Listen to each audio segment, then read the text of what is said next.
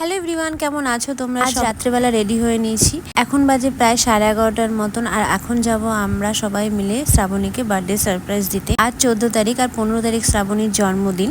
তো এখানে দেখো ভাই কেক টেক নিয়ে এসে রেডি করে রেখে দিয়ে গেছিলো। আর আমাকে এখন ফোন করে বলছে কেকের প্যাকেটগুলো নিয়ে তুই বেরা। এত রাত্রেবেলা আমাকে নিতে এসছে সাহেব। তো এখন যাব হচ্ছে শ্রাবণীদের বাড়িতে। এই গুছাতে গুছাতে আমার টাইম হয়ে গেছে প্রায় 12:15টার মধ্যে। সারপ্রাইজ দিতে আমার বেশ ভালো লাগে। তোমরা কারা কারা বার্থডে সারপ্রাইজ দিতে ভালোবাসো আমাকে কিন্তু অবশ্যই কমেন্ট করে জানিও। এখন চললাম ওদের বাড়ির দিকে। আর দেখো রাস্তার অবস্থা পুরো ফাঁকা, একটাও লোক নেই।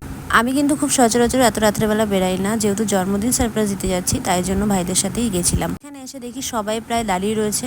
তো এখানে ভাবলাম যে সারপ্রাইজ দেবো, তার আগে দেখি বার্থডে গার্ল বাইরে বেরিয়ে গেছে। তো সারপ্রাইজ আর কি দেবো বলো, সবই দেখে নিয়েছে। তো এখানে দেখো এখন কেক কাটিং চলছে আর সবাই ওকে বলছে হ্যাপি বার্থডে, খুব খুব খুব ভালো থাকিস। তো এখানে সবাই সবাইকে কেক খাওয়াচ্ছিল। কেকটা না ভীষণ টেস্টি হয়েছিল খেতে, তো আমার বেশ ভালো লাগছিল। তারপরে এখানে দেখো একটা স্পার্কেল ফাটাতে গিয়ে এদের অবস্থা পুরো খারাপ হয়ে গেছে। কি করছে এরা, এই কোথার থেকে যে এটা নিয়ে এসছে ভগবানই জানে। পুরো চুলে আটকে গেছে, পুরো চুলের খারাপ অবস্থা করে দিয়েছে। আমি তো আগের থেকে বলে দিয়েছি আমার মুখের টুকে লাগাবি না ভাই প্লিজ। তারপরে এই যে দেখো চুলের অবস্থাটা জাস্ট তোমরা দেখো কি করেছে। মানে আমি টেনে টেনে চুল থেকে বের করতে পারছি না, মানে শ্যাম্পু করলেও মনে হয় যাবে না, এরকম অবস্থা।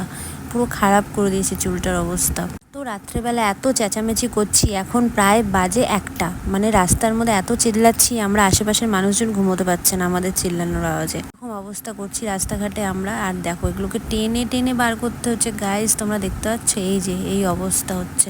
তারপরে ফাইনালি চলে গেলাম একটু বাড়ির ভেতরে। আর এখানে দেখো পোস্তর সাথে একটু অনেক দিন পর দেখা করলাম আমি আজকে। চলো এখন আমরা একটুখানি কেক খেয়ে নিলাম। আর তারপরে এখন আমরা ভাবলাম একটু ঘুরতে যাবো। ও বাবা, তারপর দেখছি গাড়িতে তেল আছে কি নেই। ফাইনালি দেখলাম যে হ্যাঁ তেল আছে। তো এখন আমরা সবাই মিলে একটু ঘুরতে যাবো। এখন বাজে প্রায় 1:30। তো ঘুরে টুরে বাড়ি